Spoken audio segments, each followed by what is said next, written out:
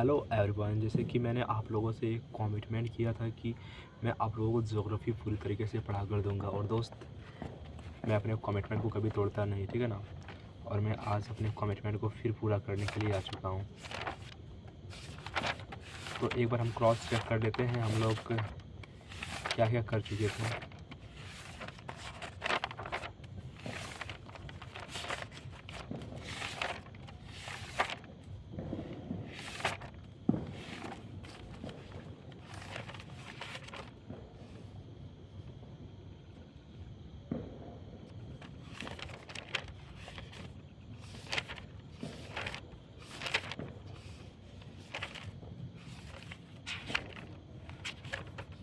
हाँ, आज का जो टॉपिक है वो है जियोमॉर्फोलॉजी। क्या है? Geomorphological process. ओके, तो सबसे पहले हम बात करते हैं जियोमॉर्फी क्या होता है। What is geomorphy? तो जियोमॉर्फी इज ये scientific discipline concerned with description and classification of Earth's topographic features. All geomorphologic process occurs due to two types of forces. सबसे पहले इंडोजेनिक फोर्स। इंडो मतलब हो गया अंदर, इंटरनल, एंड एक्सोजेनिक फोर्स इसका मतलब हो गया external. The study of distribution end moment of water both in and below the earth surface, as well as the impact of human activity on water availability and condition, is known as hydrology. Okay, अब हम बात करते हैं endogenic process के बारे में। तो these are geological process that occurs due to endogenic force. All relief features on earth are subject to endogenic and exogenic force. देखो दोस्त, सिचुएशन कैसा भी हो, मैं आप लोगों को ज्योग्राफी वादा किया है पूरा करके दूंगा, तो करके दूंगा। अब हिमालय आते आर कॉन्टिन्यूअली इंक्रीजिंग, तो वहाँ पर क्या है, endogenic force are significantly greater than exogenic force. Aravalli, they are continuously decreasing. Exogenic force are significantly greater than endogenic force. अब हम बात करते हैं endogenic force. Force get their energy from within the earth. Recall convection current theory. Effect of endogenic force, diastrophism. It is a process of deformation and movement of earth crust. These movements are responsible for shaping large-scale landforms over geological time periods. Types of diaphorism. Orogenic process. It is a process through which mountains are bold. Orogenic process. Second, epeirogenic process. It involves upliftment or warping of large parts of Earth's crust. Earthquake. It involves shaking of Earth. D. Plate tectonics. It explains how major landforms are created as a result of Earth's Spectarian movements. Volcanoes. They are commonly described as opening vent where lava or magma erupts. Exogenic process. These are geological processes that occurs on the Earth's surface due to external forces. That's called exogenic force. Okay. अब हम denudation refers to long-term process that cause the wearing away of Earth's surface, leading to a reduction in elevation and relief of landform and landscapes. Exogenic agents are wind, glacier, and water. Source of energy for exogenic force is the sun. अब हम बात करते हैं denudation process. मास moment क्या होता है? Mass movement, weathering is not a prerequisite but it aids the mass movement gravitational force.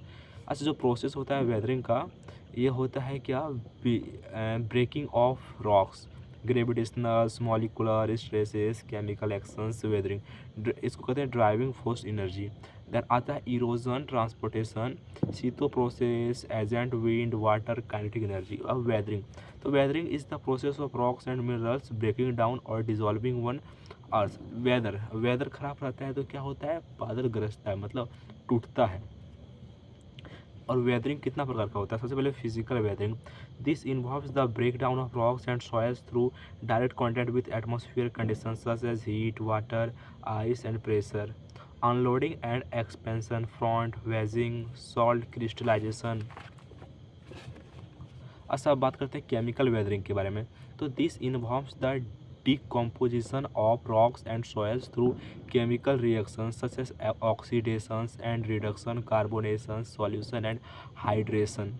Biological weathering, it is also known as organic weathering, is the breakdown of rocks and soils through the activities of living organisms such as earthworms, rodent, etc. Weathering is an in situ process. Effect of weathering. So exfoliation, it is a process when large curved plate or slabs of rocks are stripped away from the outer surface of a work mass. Mass movement, it is the downslope movement of soil, rocks and other debris under the influence of gravity. Gravity is not prerequisite.